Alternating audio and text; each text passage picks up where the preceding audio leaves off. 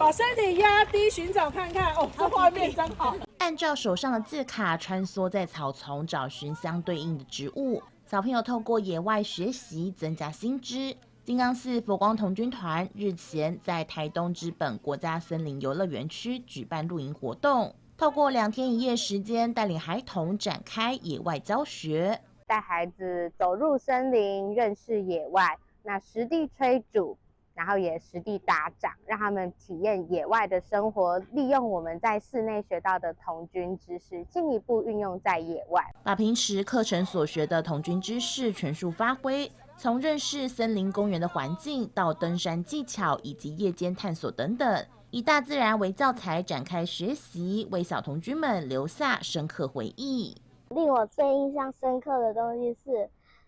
萤火虫，因为老师说，在那个露营区里面有4种萤火虫，但是我们抓到的那一只、看到的那一只都不是那4种里的其中一种。学到了一些昆虫的知识和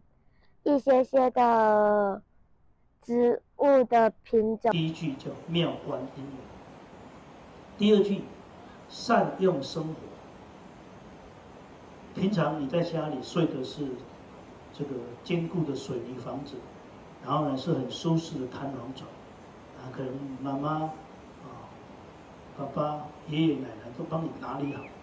可是来这里不一样，透过露营活动体验团体生活，慧立法师以妙观因缘、善用生活以及勇于经验，勉励童军孩子要把握学习机会，不怕困难，勇往直前，并从中学习实践3搞与大自然共生共荣。